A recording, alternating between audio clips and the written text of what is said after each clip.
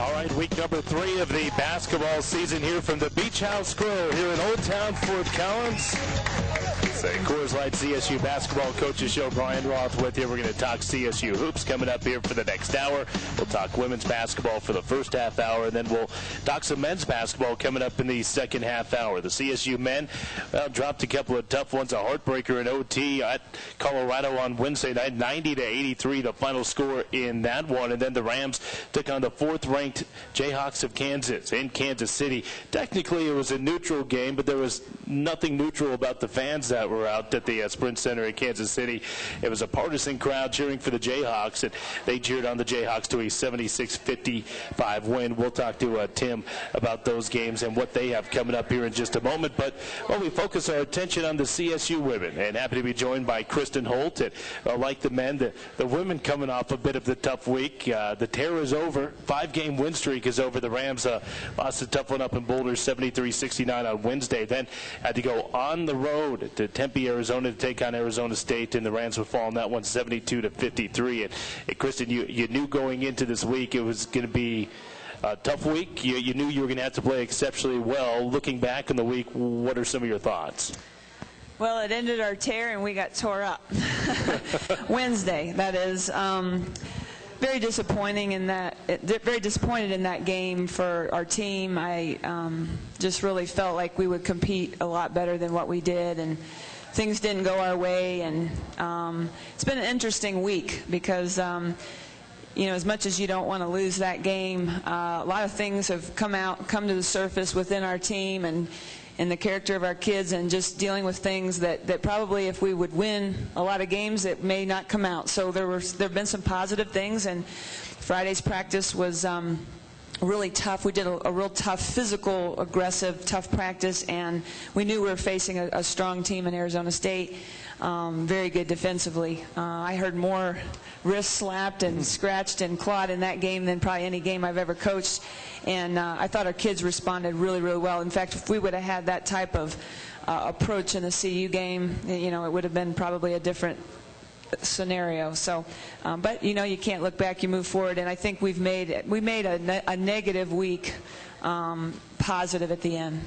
That's what it's all about, isn't it? Accentuating the positive, eliminate the negative, and you move on. But we'll talk more about the Colorado and the Arizona State game with the coach of the CSU women, Kristen Holt. That and a lot more coming up here on the Coors Light CSU Basketball Coaches Show. Just getting started here from the Beach House Grill on the Colorado State Sports Network.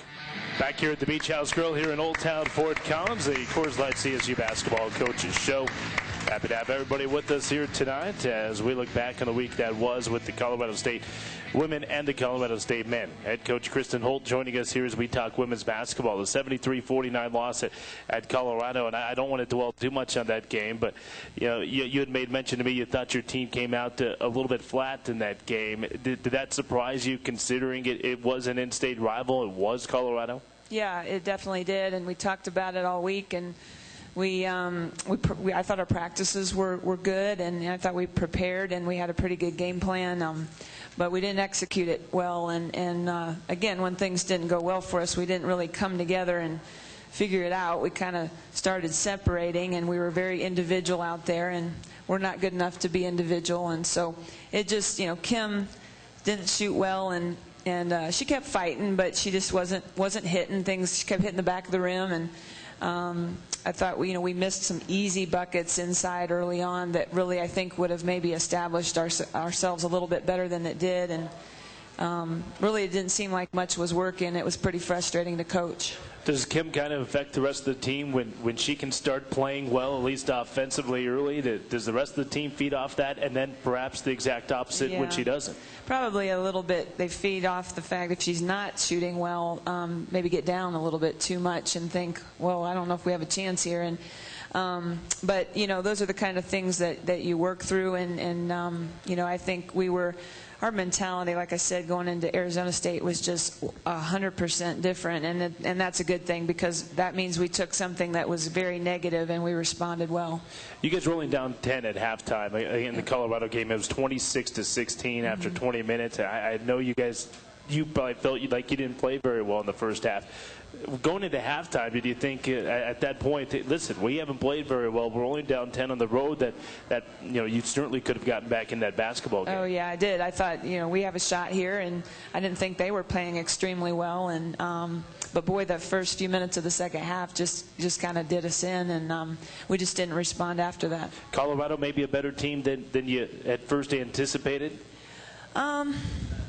I don't know. They looked good, didn't they? They looked real good. But I wish we could play them again and see what happens. But they were tougher. They were more aggressive. They were real physical with our post players. I think we've got to get Sam Martin the ball more. And we made a real conscious effort of that, although she didn't shoot it a lot in the Arizona State game. We just really know that we've got to get the ball to Kim and Sam, because not only are they good shooters, they're just good decision makers. Yeah. I watched some of that Colorado game. Didn't have a chance to see you guys at Arizona State, but Sam Martin was one of those kids out there who did not appear to be overwhelmed by the situation. Here's a true freshman who's playing in her first rivalry game. I thought she was in there and she was battling. She was fighting. She's really been an awesome addition to our team, and really proud of the way she doesn't understand how somebody can't be ready for that game. I mean, that doesn't even comprehend in her mind. And I know she was extremely discouraged and said it wasn't real fun playing in that game 1 ounce. And but she's the type of kid, I think she was 7 of 9 from the field, and or maybe it was 5 of 9, I'm not sure, but she just needs to get more touches than nine shots a game. Yeah, well, she certainly is going to have a few more cracks at Colorado here, 3 more to be exact for freshman Sam Martin.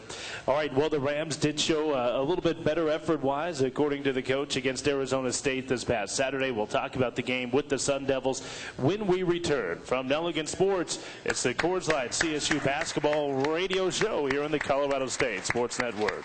Continuing here from the Beach House Grill here in Old Town Fort Collins, CSU Basketball Coaches Show.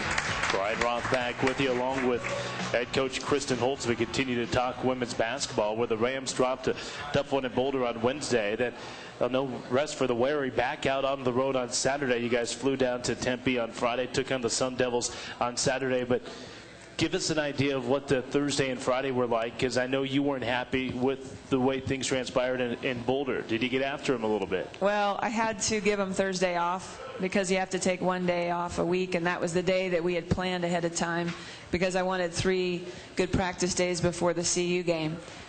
So they were saved on Thursday. I bet you were leaving the Coors Event Center just wishing you could have a practice on Thursday. I could have practiced that night. But could have you done that? Are there rules against that? Well, no, you can't. But so Friday, we had a morning practice before we flew out to Arizona. And I decided that I told them, even though it's a day before the game, it doesn't matter to me, because if we don't go in there with a different mentality than we had at CU, it doesn't matter. It's your attitude and your approach is really everything in this game. So the hour and a half, 2-hour practice was really very little running, but it was I tried to think of every toughness drill I could think of other than taking a charge. And it was actually a fun practice. Coach Lean got knocked on his butt, and the whole team just gasped, because we really thought he was hurt. And he's laying on the floor, and Kim goes over to grab his hand and pull him up. He goes, "Don't help me up." Nice. So that was tough on his part. But I told him it was only the second charge we've taken all year, the first of a staff member. You haven't taken any charges this year? But I'm about ready to. So it was a practice where we took the pad and we would beat him with the pad. It sounds awful, but I had scratch marks up and down my arm, because I got in there too, and we just held on to him and grabbed him and just made him as tough as we could. Shatilla's practice jersey got ripped off of her, and it was just hanging. It looked like she had a tail hanging out her backside. I mean, it was kind of vicious, but I'll tell you, it got them ready, and we're going to be doing that every week. Yeah, interesting. So the message got through. Did you have a feeling that it had gotten through as you guys were going through warm-ups, setting into that ASU game? Well, I was sure hoping so, because I told them that playing time on Saturday would be based on not hanging your head if you make a mistake, approach, and just working your tail off. And if you look at the minutes of that game, then you will know what I thought of their attitude and approach, because it was exactly how I felt that they were bringing it. Yeah. You also got a Ram back for that one, Sarah Hemmings, her first time on the court. And, Sarah, from watching you guys all of last year, Sarah's one of those kids that always seems to bring that toughness to the floor, that not only physical toughness, but mental toughness. Yeah, it was good to have her. She played, I think, 21 minutes in that game. That's a lot for being her first game. And I think she scored on her first shot, which was good. And just really brings kind of a composure to our team and a toughness, like you said, that we really needed. So I thought she did an outstanding job. People might look at that score, say 72-53, you lose by 19. How can you be happier at that performance than when you lose by 23 the timeout before? But I know you look at it as a night and day type of deal. I think that's the wrong score. Oh, is it? Okay. What was the score? Well, maybe I'm wrong. I thought we lost by 16, but it doesn't matter. 19-16 doesn't matter. All right. I guess I'll just have to get my information elsewhere from now on. I don't know. If you got it off our website, then that's probably pretty reliable. But, I think it was, like I said, I loved coaching our team that day, because they were in tune, they were locked in.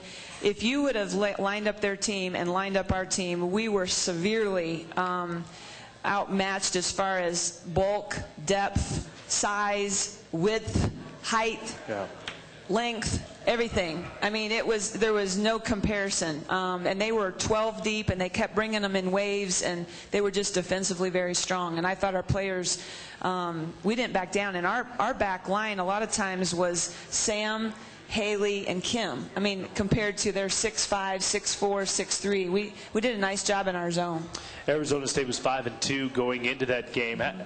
How do you see them faring in the Pac-10? Well, I think they're maybe a third, fourth place team in the Pac-10, if not better. I could see them making a run. They've got, like I said, a tremendous defensive team. I mean, that's as good a defense as we're ever going to see. I think they played Tennessee to a 10-point game.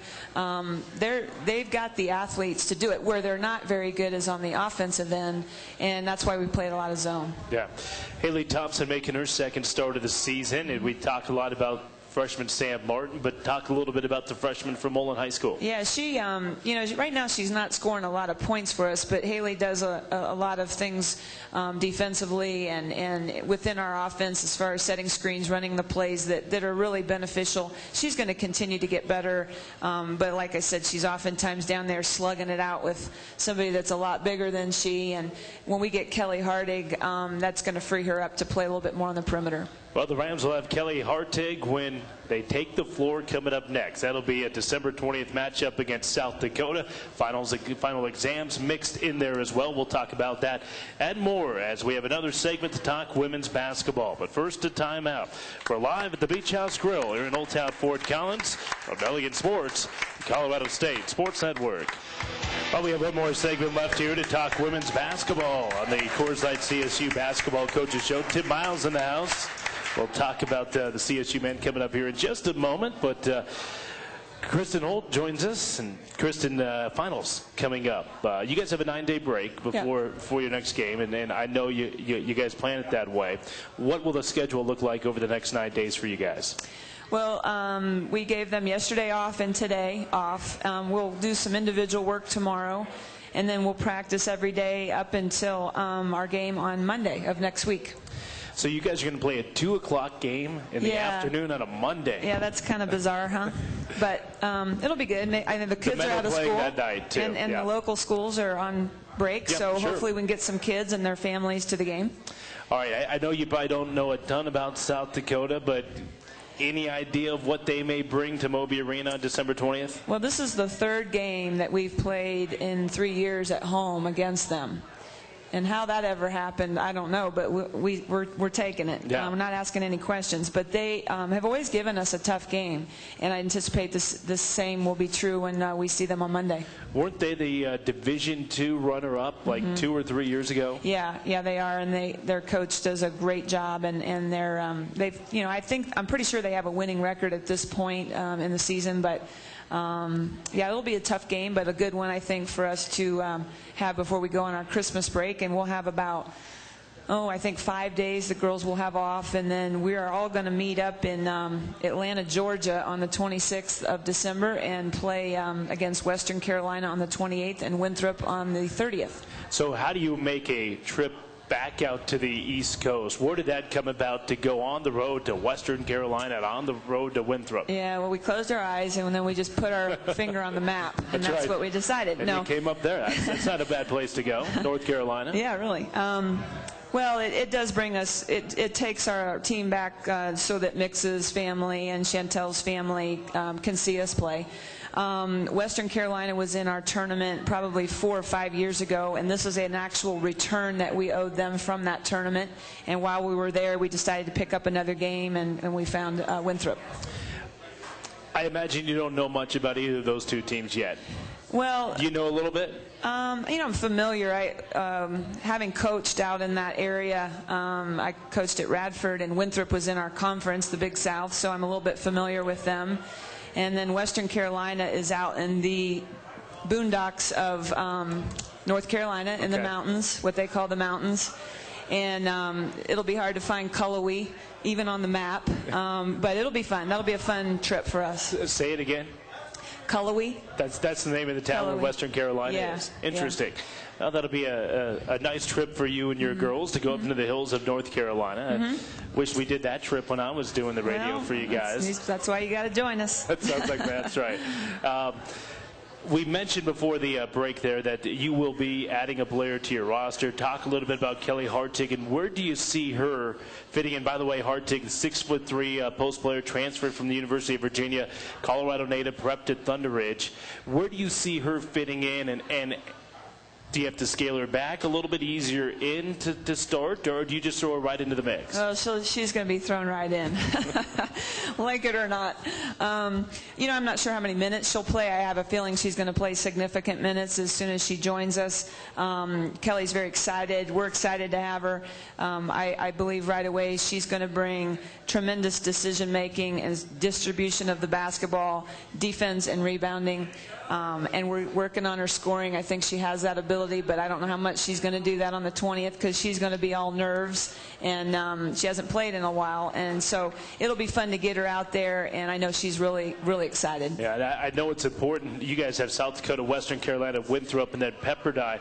4 games for her to kind of get back into, I guess, game mode, if you will, before you hit conference play. I know that's probably pretty big. It is. I looked at the date that she was going to be with us, and then I made sure I scheduled at least 3 to 4 games after that to get her going before we get into our conference. Yep, should be great to see Kelly Hartig out there on the court. All right, Kristen, well, we'll talk with you here in a few weeks. Time to get off this 2-game skid and get a win against South Dakota. We'll go back on a tear. That's right. Yeah. Next time we have Kristen Holt here at the Beach House Grill. We'll talk about the latest tear that the Rams have gone on. Kristen Holt, head coach of the CSU women, everyone. Thanks, Kristen. All right, we're about halfway through the show. When we come back, we'll talk men's basketball with Tim Miles. That's next from Nelligan Sports, the Colorado State Sports Network.